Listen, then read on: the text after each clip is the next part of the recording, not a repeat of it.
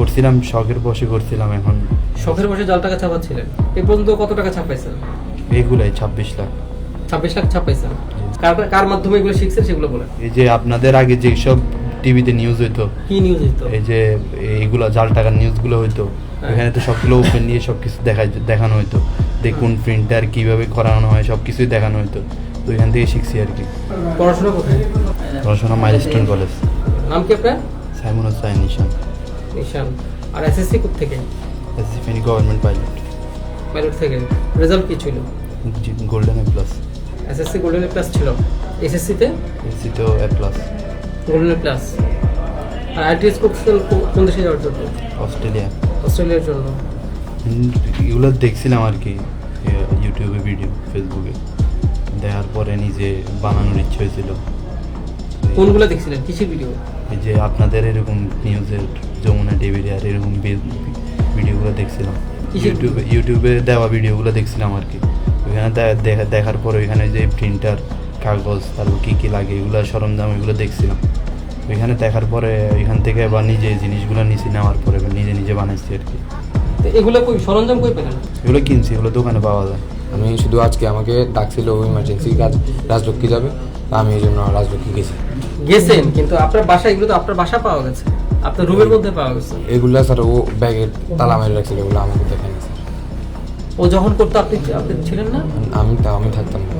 কোথায় থাকতেন? আমি আমার কলেজ আছে, আমি কলেজে যাই, আবার কাজ করি। আপনার রেজাল্ট কি? আমি হচ্ছে 4.52। এসএসসি কোথায়? ফেনী।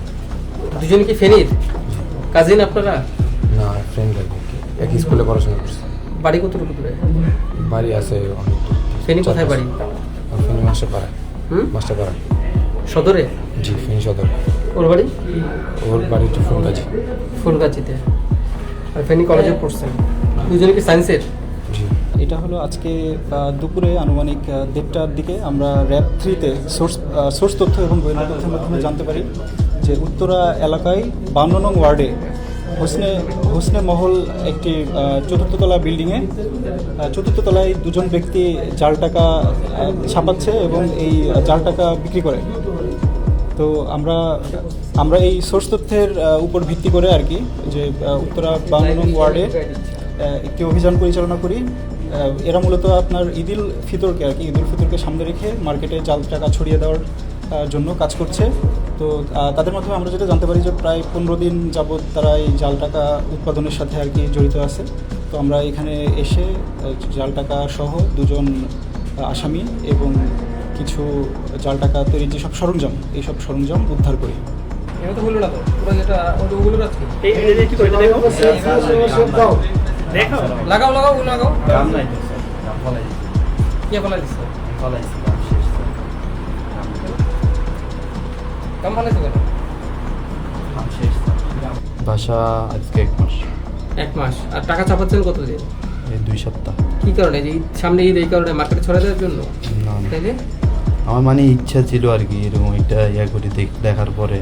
না, আজকে সেল করতে ফার্স্ট গেছিল তো জি, আজকে সেল করতে গেছিল, এরপর আজকে অবস্থা। রাজলক্ষ্মী মার্কেটে গেছিল, ওখানে কাস্টমার ঠিক করা ছিল, ওখানে কাস্টমার ঠিক করা ছিল। হ্যাঁ, পরে সেল করতে পারছে? না, পরে তো এই যে প্রশাসন এসে ধরে করছে। আপনি কি মানে অনলাইনে বিজ্ঞাপন দিয়েছিলেন টাকা সেলের জন্য? আমি এসব কিছু করিনি, ও করছে।